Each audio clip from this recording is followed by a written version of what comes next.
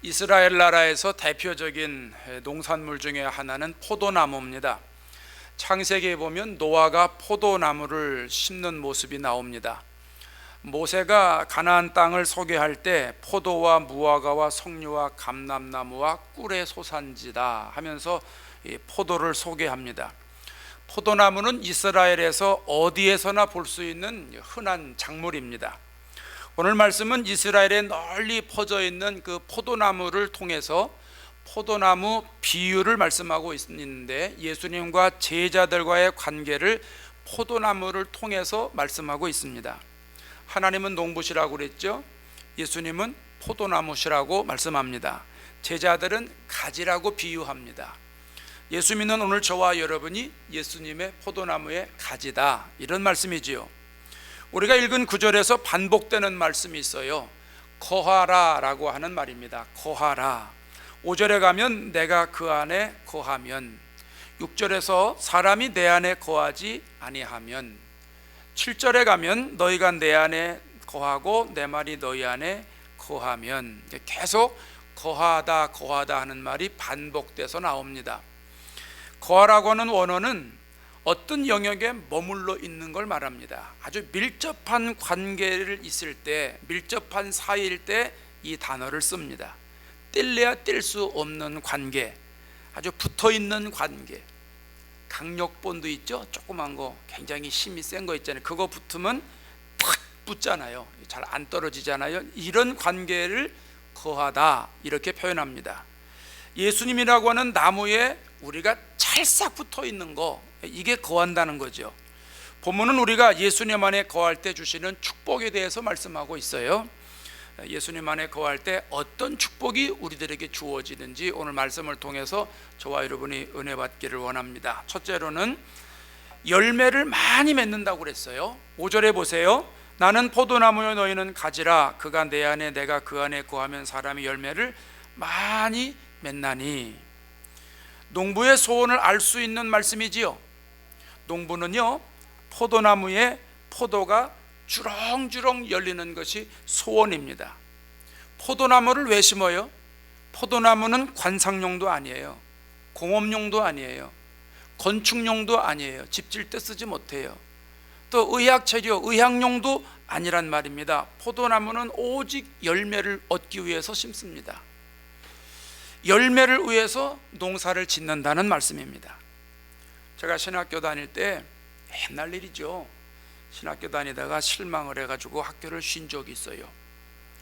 내가 생각하는 신학하고 교수님이 가르친 신학하고 차이가 있는 거예요.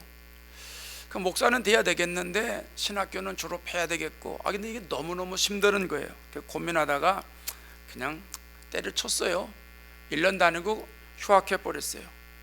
그러고선 시골에 내려가가지고 저희 형님이 농사 짓는 걸 이제 따라다녔어요. 형님 도와드리는 건 아니에요. 내가 가면 걸리석거리지, 농사 짓는 사람이 가야 도움이 되지, 나 같은 사람이 가면 걸리석거립니다. 그냥 형님만 따라다니는 거예요. 어릴 때부터 시골에서 제가 자랐습니다. 농사 짓는 것 많이 봐왔습니다. 그런데 그때 제가 자세하게 보니까 농부의 마음은 온통 어디에 가 있을까요? 열매가 있더라고요. 농사 짓는 사람의 마음은 열매가 있어요. 열매를 많이 맺히게 하기 위해서 엄청난 수고를 합니다. 물을 대주고요, 벌레를 잡아주고요, 풀도 뽑아주고요, 약도 뿌려줍니다. 열매를 위해서 그렇게 많은 정성을 쏟을 수가 없어요. 그래서 많은 열매가 맺어지면 농부의 마음이 얼마나 좋은지 몰라요. 가을에 푸른 들녘에 누렇게 익은 그 벼이삭들을 농부가 가서 만집니다. 그 벼이삭 왜 만집니까? 그 만져요. 너무 좋으니까. 잘 익었다. 실하게 익었네. 너무 좋으니까. 포도나무 송이를 이렇게 보면서요, 아주 그냥 입이 귀에 걸립니다. 포도가 풍성하네. 싱싱하다. 아이고 이놈도 잘 익었네. 아이고 이놈 잘 익어가네. 잘 익어가네. 너무 좋은 거예요. 열매를 보면서 너무 좋은 거예요. 농부이신 하나님은 열매를 많이 맺는 것에 관심이 있다는 거예요. 그래서 오늘 5절에 내가 그 안에 거하면 사람이 열매를 많이 맺나니, 8절에서도 너희가 열매를 많이 맺으면 아버지께서 영광을 받으실 것이다. 열매를 계속 강조를 하는 거예요. 우리가 읽진 않았지만 2절에 가면 무릇 열매를 맺는 가지는 더 열매를 맺게 하기 위해서 그것을 깨끗하게 한다, 이렇게 강조합니다. 어떻게 깨끗하게 하는가? 이건 다음 주일에 제가 말씀을 통해서 같이 배우겠습니다. 심지어 마태복음 7장 29절에서는 아름다운 열매를 맺지 아니하는 나무마다 찍혀 불에 던진다고 말씀합니다. 열매 맺지 못하면 불에 던진다, 이걸 강조하는 게 아니고요, 열매를 맺으라는 거예요. 열매 못 맺으면 불에 던져서 찍혀서 불에 던질 만큼 이거 각오하고, 다시 말하면 열매를 맺으라는 거예요. 제발 열매를 맺으라, 예수님이 신신당부하시는 모습을 보게 됩니다. 여러분, 하나님이 말씀하시는 열매는 무엇일까요? 성경에는 하나님이 말씀하시는 열매가 이거다, 그래서 정확히 나와 있는 게 거의 없어요. 그래서 하나님이 맺으시는 하나님이 원하시는 열매는 상당히 넓습니다. 어떤 사람은 전도하는 게 열매가 아니냐 이러기도 하고요. 기도응답이 열매지 뭐, 하나님은 사랑이시잖아, 사랑하는 사람이, 아가페 사랑하는 사람이 그게 열매야. 또 어떤 사람은 예수님이 구제하는 거 좋아하셨고 가난한 고아 과부 돌보는 거 좋아하셨으니까 그 이삭 죽기 헌금하는 거, 고아 과부 돌보는 거 그게 열매가 아니겠느냐, 이렇게 말하기도 하고요. 어떤 사람은 하나님이 거룩하니 너희도 거룩하다 이랬으니까 거룩한 삶을 살아가는 게 하나님이 원하시는 열매가 아니겠느냐, 이렇게 말하기도 합니다. 다양합니다. 저는 한마디로 이렇게 말씀드릴 수 있을 것 같아요. 예수님의 성품을 닮아가는 게 하나님이 원하시는 열매입니다. 예수님이 원하시는 성품, 우리가 예수를 믿으면 예수님의 성품을 닮잖아요. 여러분, 예수 믿으면 구원받지요? 믿으시지요? 근데 여기서 머무르지 않는다는 거예요. 예수 믿으면 구원받고 내 마음속에 예수님의 마음을 소유하게 된다는 거예요. 그래서 내가 예수님의 성품으로 변화된다는 거예요. 예수님의 인격으로 내가 성장한다는 거예요. 오늘날 기독교가 세상에서 걱정거리가 되는 이유가 뭔지 아세요? 예수 믿고 구원받는 거에 머물러 있어요. 기독교는 구원이 근본이에요. 기독교에서 구원을 빼놓고 기독교 복음을 얘기할 수가 없어요. 그런데 구원에 머물러 있으면 안 돼요. 그동안 우리가 얼마나 많이 구원에 초점 맞췄는지 몰라요. 오직 의인은 믿음으로 말미암아 살리라는 이 로마서 말씀을 얼마나 강조했는지 몰라요. 이제는 구원에서 한 걸음 더 나아가야 돼요. 예수님의 성품을 담는 것으로 나아가야 돼요. 예수님의 인격을 소유하는 것으로 나아가야 돼요. 하나님이 원하시는 열매를 맺는 것으로 나아가야 되는 줄로 믿습니다. 예수님의 성품을 담는 것이 열매라고 한다면 여러분, 어떤 성경 구절이 떠오를까요? 갈라디아서 5장 22절 23절이 떠오르죠. 오직 성령의 열매는 사랑과 실학과 화평과 오래 참음과 자비와 양선과 온유와 충성과 절제니 사희화호 자양충원절. 사희화호 자양충원절 아시죠? 우리 다 외웠잖아요. 앞자만 따가지고. 예수님의 성품은요, 이 성령의 9가지 열매예요. 이 9가지 열매가 예수님의 성품이에요. 우리에게서 이게 맺어져야 된다는 거죠. 예수님 안에 거하면 이 9가지 열매가 우리에게서 맺어진다는 거예요. 이게 중요한 거니까 다시 한번 살짝 짚고 넘어갑시다. 사랑이 뭐예요? 아가페 사랑이죠. 상대방 허물을 덮어주는 건데요, 사랑은 모든 걸 가능하게 해줘요. 아가페 사랑은 모든 걸 가능하게 해주는 거예요. 실학은 언제나 기뻐하고 즐거워하는 걸 말하죠. 화평은 피스죠. 서로 화목한 거예요. 서로 평온하게 지내는 거죠. 오래 참음은 뭐 우리 잘 알죠. 힘들고 어려울 때 오래 참는 거죠. 인내하는 거죠. 자비는 관대한 마음을 가지고 친절을 베푸는 거예요. 서로에게 이렇게 친절하는 거죠. 양선은요, 상대 무시하지 않고 존중히 여기는 거예요. 그 사람이 나보다 조금 못해도, 좀 덜 배워도, 낮은 자리에 있어도 무시하는 거 아니에요. 무시하지 않고 존중히 여기는 거예요. 예수 믿기 때문에, 하나님의 형상을 닮았기 때문에 존중히 여기는 거, 그게 양선이에요. 충성은 뭐 우리 잘 알죠. 맡겨진 일에 끝까지 충성하는 거, 사명 감당하는 거. 근데 그게 충성이죠. 온유는 뭐예요? 부드러운 마음을 가지고 넓게 포용하는 거예요. 그냥 마음만 가지고 있는 게 아니에요. 포용하는 거예요. 수용하는 거예요. 나와 다른 사람도 다 이렇게 수용하는 거, 그게 온유한 마음이죠. 절제는 뭐예요? 자기 분수에 맞게 살아가는 거예요. 내 형편에 맞게, 알맞게 조절하면서 도에 넘치지 않고, 이게 절제입니다. 여러분, 우리가 예수님 안에 거하면, 예수님의 가지가 되면, 예수님께 붙어 있으면 성령의 열매가 포도송이처럼 주렁주렁 열리게 됩니다. 내가 맺고 싶어서 애를 써서 열리는 게 아니고 예수님 안에 거하기 때문에 저절로 열리는 거예요. 저절로 열리는 거예요. 예수님 안에 거하기 때문에 자동으로 열리는 거예요. 여러분, 이게 기가 막힌 거예요.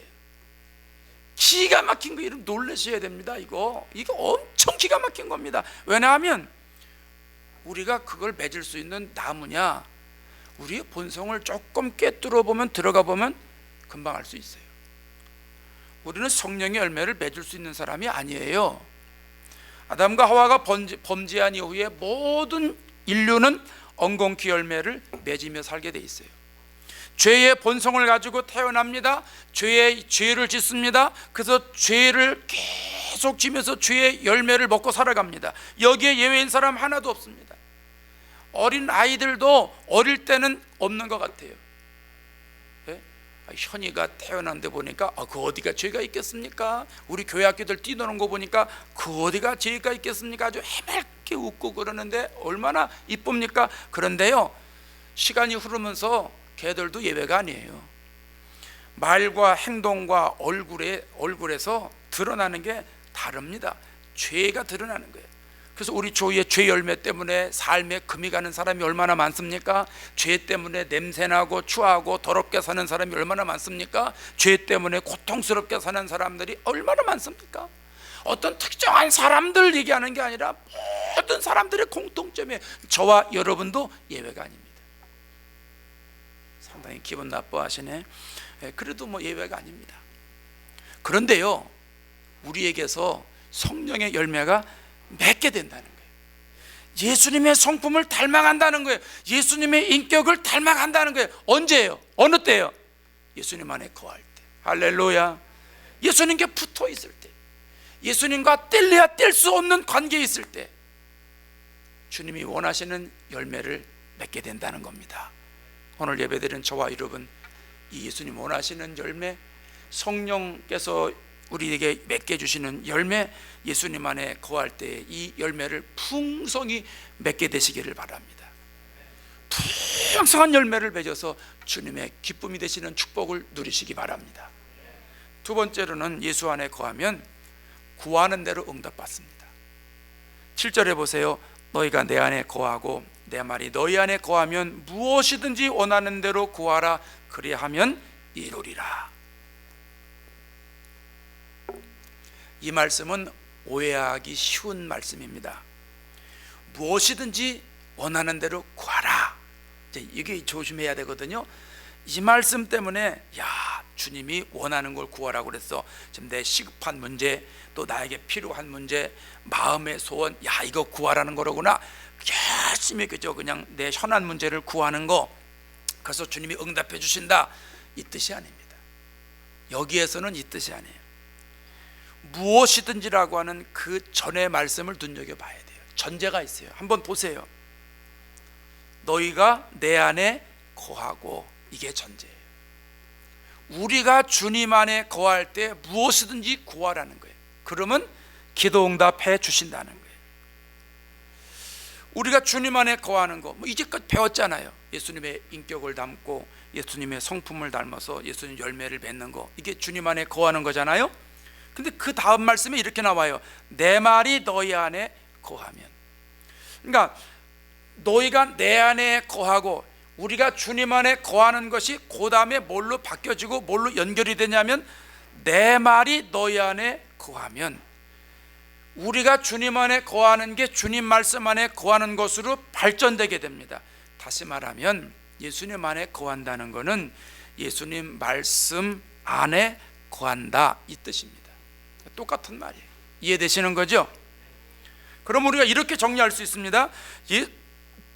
예수님의 말씀 안에 거하는 사람들이 무엇이든지 원하는 대로 구하면 그때 주님은 뭐든지 들어주신다는 거예요. 예수님 안에 거하는 사람, 예수님 말씀 안에 거하는 사람이 기도하는 모든 기도는 주님이 반드시 응답해 주신다는 거예요. 이제껏 우리가 기도에 대해서 아는 거하고는 좀 차원이 다른 얘기입니다. 자, 여러분 여기서 조금 더 깊이 들어갑시다. 말씀 안에 거하는 사람은요, 주님의 말씀 안에 거하는 사람은 주님의 말씀을 묵상하게 됩니다. 여러분 성경 읽기 그룹에서 경험하시잖아요. 성경을 꾸준하게 읽으면요, 그 성경이 어느 날 내 머리에 계속 떠나질 않아요. 그 성경 구절이. 그래서 그 말씀이 계속 묵상이 돼요. 그 말씀이 계속 나에게 들어와서 나를 자꾸 작동하는 거죠. 그래서 그 말씀을 자꾸 묵상하다 보면 누구 마음을 알게 돼요? 예수님 마음을 알게 돼요. 묵상을 통해서 계속 주님의 뜻을 깨닫게 돼요. 말씀 묵상을 통해서 주님이 우리를 이렇게 사랑하시는구나 하는 걸 알게 돼요. 조금 더 지나면 말씀에 빠지게 돼요. 주님의 사랑에 빠지게 돼요. 그러면요, 이쯤 되면 주님 원하시는 게 뭐구나 알게 돼요. 주님이 기뻐하시는 게 뭐로구나 알게 돼요. 그쯤 되면 어떤 기도가 나올까요? 여전히 뭘 먹을까? 뭘 마실까? 무엇을 입을까? 이런 기도할까요? 이 세상의 육신의 풍요를 위한 기도가 계속 나올까요? 말씀 묵상하는 사람이 여전히 의식주에 머물러 있는 기도를 한다면 그 사람 말씀 묵상 잘못하는 거예요. 말씀 묵상 실패하는 거예요. 여러분, 말씀 묵상하는 사람에게는 하나님이 원하시는 기도가 나오게 되어 있어요. 자동적으로 주님의 뜻을 구하는 기도가 나오는 거예요. 뭐 하고 싶어서 하는 게 아니에요. 여러분 생각해 봐요. 말씀을 묵상해요. 그 말씀 묵상 통해서 주님의 생각을 알게 돼요. 주님의 뜻을 깨닫게 돼요. 그럼 내 안에서 성령께서 기도 제목을 가르쳐 주세요. 그럼 내가 성령께서 원하는 기도를 할 수 있게 돼요. 마태복음 6장 33절 그 유명한 말씀 있잖아요. 너희는 먼저 그의 나라와 그의 의를 구하라. 그리하면 이 모든 걸 너희에게 더하시리라. 이 기도를 하게 되는 거예요. 이 기도를. 이 기도가 안 나오지 않고는 안 되는 거예요. 반드시 나오는 거예요. 그렇기 때문에 무엇이든지 구하라는 거예요. 예수님 말씀 안에 거하는 사람 무엇이든지 구하라는 거예요. 그러면 하나님이 100% 응답해 주신다는 말씀이에요. 예레미야 33장 3절에 가면 너희는 내게 부르짖으라 내가 내게 응답하겠고 내가 알지 못하는 크고 은밀한 일을 내게 보이리라 그랬어요. 성령 안에서 주님이 주시는 생각을 가지고 부르짖을 때 하나님께서 응답해 주시는 거로 끝나는 게 아니에요. 우리가 알지 못하는 세계를 알게 돼요. 크다는 것은요, 이건 엄청나다는 얘기예요. 어마어마한 세계를 경험하게 된다는 거예요. 또 은밀한 일이 뭐예요? 감추어져 있는 거예요. 보이질 않아요. 구약의 말씀이 수건으로 이렇게 감춰져서 보이질 않아요. 수건을 제껴놓고 예수님의 시각으로 본 말씀이 보이는 것처럼 하나님이 우리들에게 예비해 놓으신 이 어마어마한 이 비밀, 이게 보이질 않는 거예요. 그런데 주님의 마음을 가지고 기도하면 하나님이 그거를 열어주신다는 거예요. 그래서 하늘의 세계를 볼 수 있게 된다는 거예요. 하나님의 비밀, 영적인 깊은 이 진리를 깨닫게 된다는 거예요. 여러분, 이거 어마어마한 얘기예요. 어마어마한 얘기예요. 이거는 육신의 생각으로는 죽었다 깨나도 알지 못하는 거예요. 책을 읽어서 되는 게 아니에요. 말씀을 묵상할 때 하나님 나에게 주시는 기도 제목 가지고 깊이 들어갈 때 이런 역사가 일어나는 거예요. 우리 좋은교회 모든 성도들, 오늘 2부 예배 드리는 모든 성도들 이 단계에 이르는 기도 생활 하실 수 있기를 바랍니다. 제가 기도를 둘로 나누잖아요. 뭐라고 그랬죠? 문제 해결이 목적인 기도가 있고 교제가 목적인 기도가 있다고 그랬죠. 성경에는 주신다는 약속이 창세기부터 계시록까지 깔려 있어요. 그러니까 문제가 있으면 기도하라는 거예요. 대표적인 게 마태복음 7장이잖아요. 구하라, 찾으라, 두드리라. 구하면 받는데요, 찾으면 찾아댄대요, 문을 두드리면 열려준대요. 11절에 뭐라 그래요? 구하는 자에게 좋은 것 주시겠다고 그랬어요. 그 열심히 구하라는 거예요. 여러분, 우리의 삶에서 많은 문제가 있잖아요. 그 많은 문제, 내 힘으로 해결하지 못하는 문제, 기도하세요. 구하시기 바랍니다. 건강의 문제 구하세요. 물질의 문제 구하세요. 자녀의 문제 구하세요. 우리 진로의 문제, 젊은 사람들은 진로의 문제 신경 많이 쓰잖아요. 예, 구하세요. 결혼의 문제 구하세요. 전부 구하세요. 기도하면 응답해 주세요. 하나님이 응답해 주신다고 그랬잖아요. 하나님은 주실 의무가 있고 우리는 받을 권리가 있으니까 열심히 기도해서 그걸 여러분 다 받아내시기를 바랍니다. 그런데 여기서 머물러 있으면 안 된다는 거예요. 여기서 한 단계 더 나아가야 된다는 거예요. 하나님과 교제하는 그런 기도를 많이 해야 된다는 거예요. 이게 말씀 묵상에서 나오는 거예요. 말씀 묵상하면서 하나님이 나를 인도하거든요. 생각을 인도해요. 기도 제목을 인도해요. 그 기도 제목 인도하는 대로 계속 나아가면서 그 기도를 하라는 거예요. 사람들은 알지 못해요. 근데 기도하게 되면 그 어마어마한 비밀을 알게 되는 거예요. 이 놀라운 축복 얼마나 감사해요. 예수님 안에 거하는 사람들에겐 이 축복을 주신다는 거예요. 캘리포니아에서 살고 있는 어느 청년이 성경을 묵상을 했어요.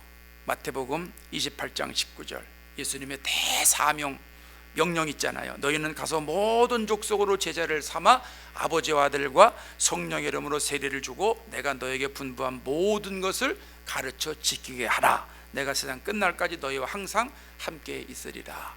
예수님의 유언의 말씀이잖아요. 이 말씀을 계속 묵상하는데 기도가 하고 싶어지는 거예요.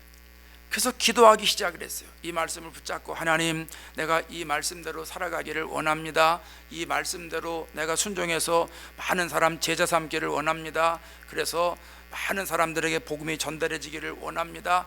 계속 기도를 했는데 하나님께서 이런 마음을 주시는 거예요. 미국의 50개의 주 지도를 놓고 그 지도를 하루에 한 스테이씩 손으로 짚어가면서 기도하고자 하는 마음을 주시는 거예요. 그래서 이 젊은이가 지도를 붙잡고 기도합니다. 하나님, 이 캘리포니아주의 그리스도의 제자들이 벌떼처럼 일어나게 주시옵소서. 하나님, 이 인디아나주의 예수 믿는 사람들이 벌떼처럼 일어나게 주시옵소서. 하나님, 저 텍사스주의 예수 믿는 사람들이 벌떼처럼 일어나게 주시옵소서. 날마다 한 스테이트를 계속 놓고 기도하는 거예요. 근데 기도하는데 어느 날 성령께서 또 감동을 주시는 거예요. 그래서 그 감동에 이끌려서 샌디에고로 내려갑니다. 샌디에고 가면 미군의 해군 그 군함들이 해외에 근무하고 다시 돌아오거든요. 거기에 많은 수병들이 있습니다. 그래서 이 청년이 휴가를 받아가지고 배에서 내려오는 해병 수병들을 상대로 해가지고 복음을 증거하는 거예요. 어디 갈 데 없는 사람들은 자기 집을 오픈하고 2사람, 3사람, 4사람, 5사람, 6사람 데려다가 복음을 증거하는 거예요. 복음을 가르쳐주고 예수 믿게 해주고 기도해주고 그리고 다시 보내는 거예요. 또 배가 들어와가지고 휴가 받아가지고 또 내려오는 사람들을 똑같은 방법으로 훈련을 시킵니다. 그래서 일주일, 한 달, 2달, 6개월, 1년 훈련을 시켜서 다시 배에 시키는 거예요. 그래서 이 사람들이 배에 가서 많은 수병들에게 전도하는 거예요. 또 예수님 마음을 전하는 거예요. 이렇게 해가지고 많은 사람들을 전도하기 시작했다는 거예요. 여러분, 이 사람이 누군 줄 아십니까? 내비게이터의 창시자인 도슨 트로트맨이라고 하는 분입니다. 여러분, 예수님 안에 거하시면 주님께 구하게 되는 지혜가 생겨요. 주님께 구하는 것은 반드시 응답받는 하나님의 역사가 이루어집니다. 말씀 묵상을 통해서 주님이 기도 제목을 주시고 그 기도 제목을 주님 앞에 아뢰는 사람들은 100% 응답되는 거예요. 이 놀라운 축복을 받으실 수 있기를 바랍니다. 세 번째로, 예수 안에 거하는 사람들은 예수님의 제자가 된다고 그랬어요. 8절을 보세요. 너희가 열매를 많이 맺으면 내 아버지께서 영광을 받으실 것이요 너희는 내 제자가 되리라. 제자는 우리가 너무 많이 들어서 알고 있죠. 제자. 고전 헬라어에서의 제자는 스승과 교제하는 사람을 가리켜서 제자라고 합니다. 단순히 몇 개를 배웠다고 하는 것, 지식을 습득했다고 하는 것, 그걸 제자라고 안 합니다. 선생님의 전인격적인 것을 배우는 사람, 그 사람을 제자라고 그래요. 그러니까 예수님을 영접하고 예수님의 가르침을 따르고 예수님을 모든 것을 다 따라가는 사람, 이런 사람들을 제자라고 그러는 거예요. 그러니까 단지 예수님의 말씀 듣고 공부하고 지식 습득하고 이런 사람을 제자라고 그러는 게 아니라는 거예요. 옛사람 전부 벗어버리고 새로운 사람으로 옷 입는 사람, 그래서 다른 사람들에게 예수님을 따르도록 인도하는 사람, 다시 말하면 예수님이 하신 일을 내가 그대로 계승해서 그 일을 그대로 재현하는 사람, 이런 사람을 제자라고 하는 거예요. 예수님이 하신 일이 뭐죠? 마태복음 9장 35절에 가면 세 가지 나옵니다. 그들의 회당에서 가르치시며 천국 복음을 전파하시며 모든 병과 모든 약한 것을 고치시니라. 이게 예수님의 3대 사역이라고 말합니다. 예수님 오셔서 세 가지 하셨다는 거예요. 말씀을 가르치시고 전도하시고 질병을 치유하시고. 예수님은 이것을 계속 하셨다는 거죠. 그럼 우리가 예수님 안에 거하는 사람은 예수님 하신 일을 하게 된다는 거예요. 할렐루야. 초대교회를 보세요. 예수님 제자들이 예수님 하신 일을 그대로 하잖아요. 성전에 들어가서 말씀을 가르칩니다. 복음을 증거합니다. 예수 믿어야 구원받는다고. 그러니까 3,000명 회개하고 5,000명 회개하고 돌아오잖아요. 질병 든 사람 고칩니다. 귀신 내쫓습니다. 베드로도 그 일하고 요한도 그 일하고 야고보도 그 일합니다. 또 사도 바울도 그 일합니다. 그 일하는 사람이 제자예요. 그 일하는 사람. 오늘날 교회 현실을 보면 참 안타깝지요. 교회가 사회적인 책임을 감당하지 못하고 있잖아요. 세상의 소금의 역할, 빛의 역할 감당하고 있지를 못해요. 이유가 어디 있는 줄 아세요? 예수님의 제자가 되지 못하기 때문에 그래요. 저나 여러분이 예수님의 제자가 되지 못해요. 제자라고 말하는 사람은 많아요. 그 제자 역할을 감당하는 사람은 적어요. 제자 훈련을 받는 사람은 많은데 제자로 만들어지는 사람은 적다는 거예요. 보세요. 예수님이 하신 일에 관심이 많아야 되는데 우리가 예수 믿으면서도 다른 일에 관심이 많아요. 말씀 증거하고 전도하고 가르치고 병 고치고 귀신 쫓고 하는 일에 우리가 관심이 많아야 되는데 예수 믿으면서도 자기 비전 이루는 거에 관심 많고요, 자기 이름 알리는 거에 관심 많고요, 자기 문제 해결하는 데 관심 많고 행사하는 데 관심 많아요. 예수님하고는 전혀 상관없는 일에 마음을 다하잖아요. 힘을 다하잖아요. 정성을 다해요. 심지어는 목숨까지도 다하잖아요. 이게 오늘 우리의 현실이에요. 물론 예수 믿다 보면 좀 초점이 흐려질 수도 있어요. 예수 믿다 보면 방향이 좀 잘못 갈 수도 있지요.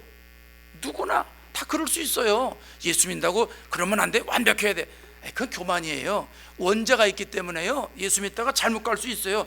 초대교회를 보세요. 초대교회 성령의 역사가 어마어마하게 일어나는데 구제를 할 때 갈등이 생겨요. 별거 아닌 거 가지고 갈등이 생기는 거예요. 지금 헬라파 유대인들하고 시브리파 유대인들하고 니네 쪽에 사람 많이 주냐, 우리 쪽에 사람 많이 주냐, 우리 쪽에 구제를 더 많이 해주냐, 우리 쪽에 구제를 더 많이, 이거 지금 싸움하고 있는 겁니다. 그러니까 사도들이 뭐라 그래요? 그거를 보고선 금방 정신을 가다듬잖아요. 우리가 하나님 말씀 제쳐놓고 이거 접대하는 거, 일삼는 거, 이거 좋지 않다. 너희들 가운데서 성령이 충만한 사람, 지혜가 충만한 사람, 칭찬는 사람 7 택해라.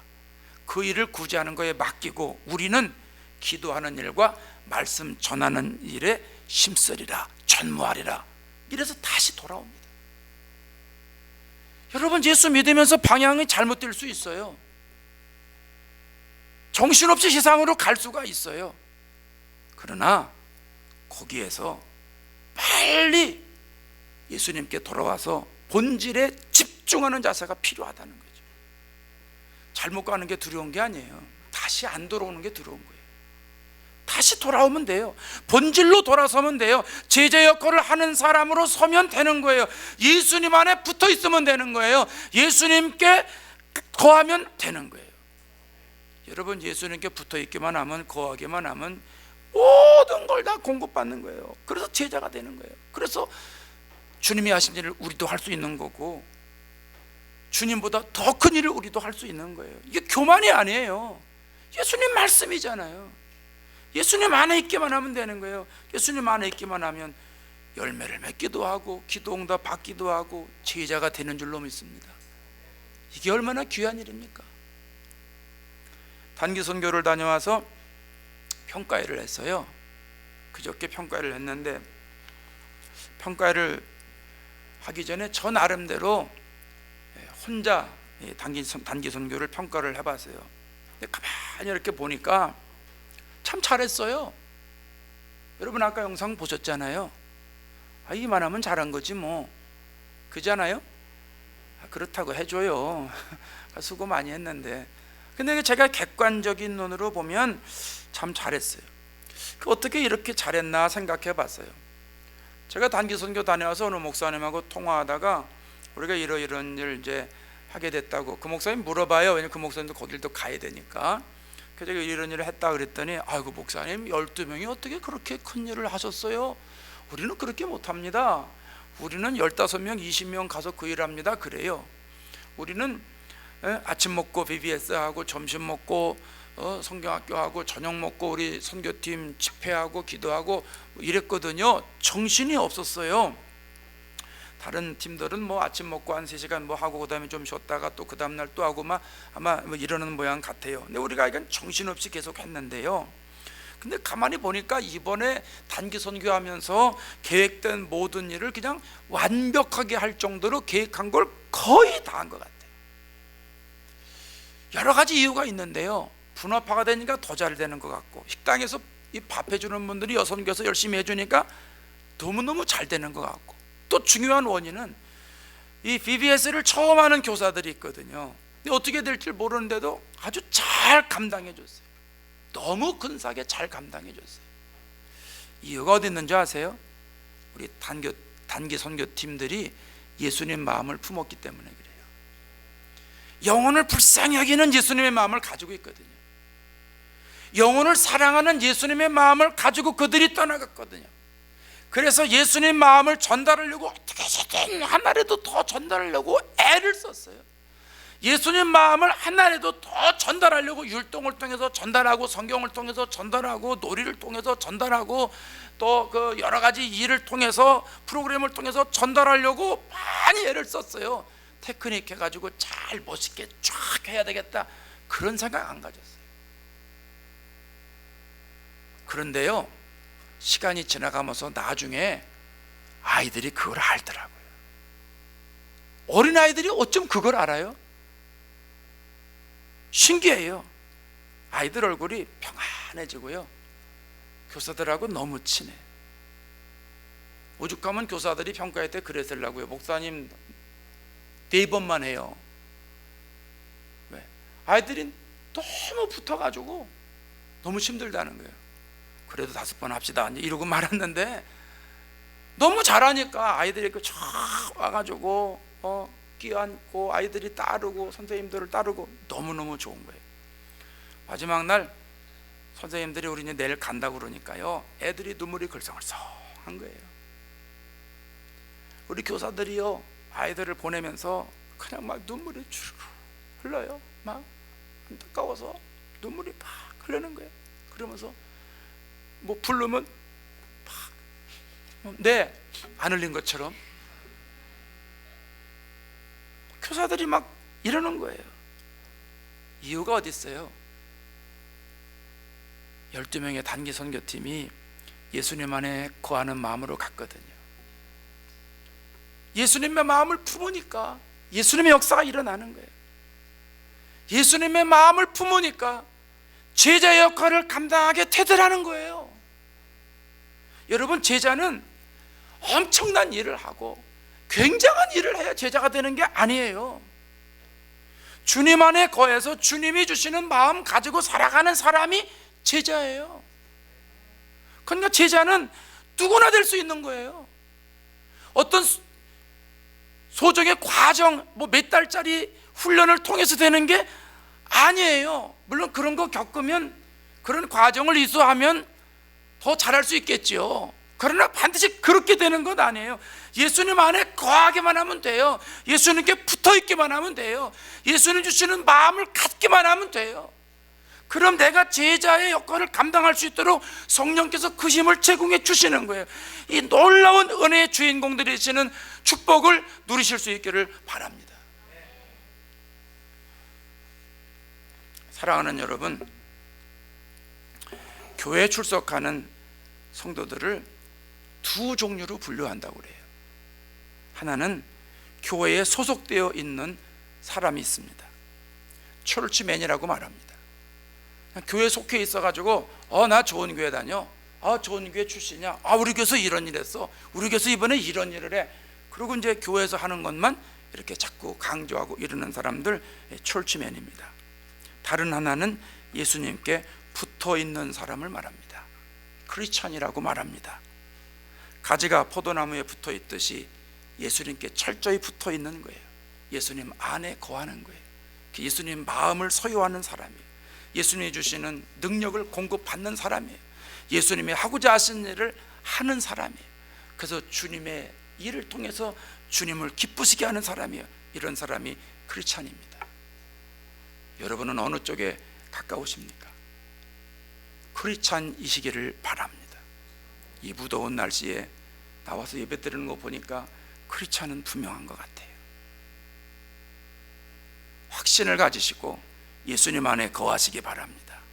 열매를 많이 맺는다고 그랬잖아요. 구하는 대로 응답해 주신다고 그랬잖아요. 예수님 제자로 살아간다고 그랬잖아요. 능력 없고 재주 없는데 예수님 안에 거하는 것 때문에 이런 놀라운 은혜를 주신다는 거예요. 얼마나 감사해요. 얼마나 축복이에요. 평생토록 이 놀라운 은혜와 축복을 받아 누리시면서 살아가시기를 주의 이름으로 축원합니다. 기도하겠습니다.